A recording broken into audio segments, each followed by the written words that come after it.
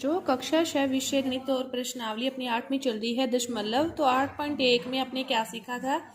इकाई, दहाई, सैकड़ा और दशांश। मतलब पॉइंट के बाद वाली संख्या को पॉइंट है, इसके बाद वाली एक संख्या को दशांश कहते हैं, दूसरी संख्या को शतांश कहते हैं और पॉइंट के बाद की तीसरी संख्या को हजारमा कहते हैं। ठीक है, अब इस प्रकार आपको ये सारणी दे रखी है, आपको संख्याएं लिखनी है। तो पहली संख्या लिखते हैं अपनी, तो दशांश। पॉइंट के बाद दशांश होता है, पॉइंट के बाद दशांश को दो पहले पर, शतांश को फिर हजारवे को, इधर से इकाई, फिर दहाई और फिर सैकड़ा।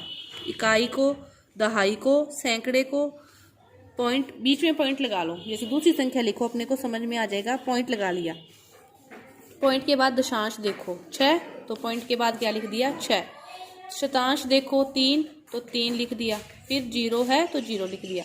इसके बाद इकाई देखो, तो पॉइंट के जस्ट साथ इकाई, उसके बाद दहाई 0, उसके बाद सैकड़ा कितना है 1, सैकड़ा कितना है 1, उसके बाद क्या आएगा सैकड़ा। इसी तरह तीसरी संख्या लिखते हैं, पॉइंट लगा लो, पॉइंट लगा लिया। पॉइंट के बाद दशांश 0, शतांश 2, 5, तो पॉइंट 0 2 5, पॉइंट 0 2 5। इस साइड देखो, इकाई 0, दहाई 3, सैकड़ा 0, तो 0 3 0, तो 0 3 0। इस प्रकार लिखना है। ये आपको सारणी दे रखी होगी, तो इस प्रकार भरना है। चौथा क्वेश्चन, पॉइंट लगा लिया, पॉइंट के बाद दशांश 9, शतांश 0 2, तो पॉइंट के बाद 9 0 2, तो इस साइड लिखोगे तो 1 1 2 1 1 2, पॉइंट लगा लेना है बीच में। दशांश से इधर लिख देना है, इकाई से इधर लिख देना है। ये था आपका क्वेश्चन। तो इसके बाद देखो, जो दूसरा क्वेश्चन है वो आपको स्थानीय मान सारणी में लिखनी है। उसमें आपको मान दे रखे हैं, उन मानों को सारणी में लिखना है, सारणी में लिखना है। इसमें सारणी दे रखी थी, सीधी संख्या लिखनी थी, उसका उल्टा करना है, सारणी में लिखनी है। तो आपको जैसे दे रखा है पॉइंट 29, सारणी बना लो।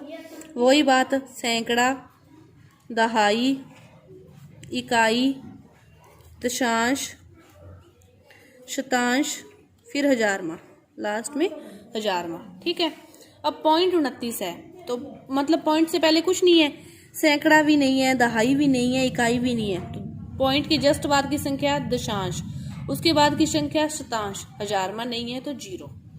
इसी तरह दूसरी संख्या देखो क्या दे रखी है, 2.08, तो पॉइंट के बाद क्या दे रखा है आपको 0, उसके बाद दे रखा है 8, और पॉइंट से पहले इकाई कितनी दे रखी है 2, दहाई नहीं दी, सैकड़ा नहीं दिया। इसके बाद देखो एक संख्या आपको दे रखी है 148.32, तो पॉइंट के बाद दशांश 3, शतांश 2 0, फिर ये इकाई, दहाई, सैकड़ा सारे दे रखे हैं, इकाई, दहाई, सैकड़ा, इकाई, दहाई, सैकड़ा। तो इस प्रकार ये आपको हल करने हैं। ये तीसरा क्वेश्चन था सारणी में लिखने का। अब इसके बाद देखो अगला क्वेश्चन चौथा। देखो चौथा क्वेश्चन में इस प्रकार आपको दे रखा है और दशमलव रूप में लिखना है। तो पहले इन दोनों का योग करो, 20 और 9 29, प्लस 4 के बटा में 1 0 है तो 0.4,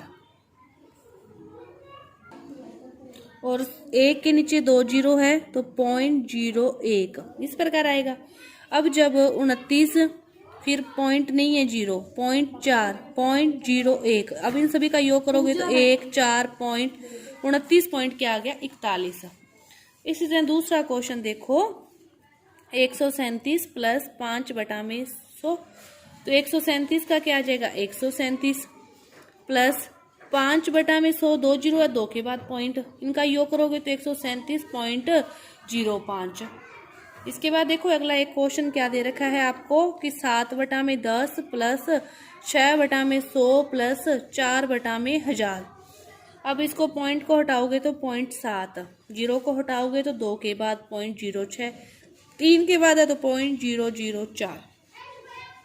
इनका योग करोगे तो पॉइंट पहला अंक, पॉइंट के बाद 7 दूसरा अंक, पॉइंट के बाद 6 तीसरा अंक, पॉइंट के बाद क्या आएगा 4 आएगा। इस प्रकार आप इन क्वेश्चनों को हल करोगे, दशमलव में लिखना है।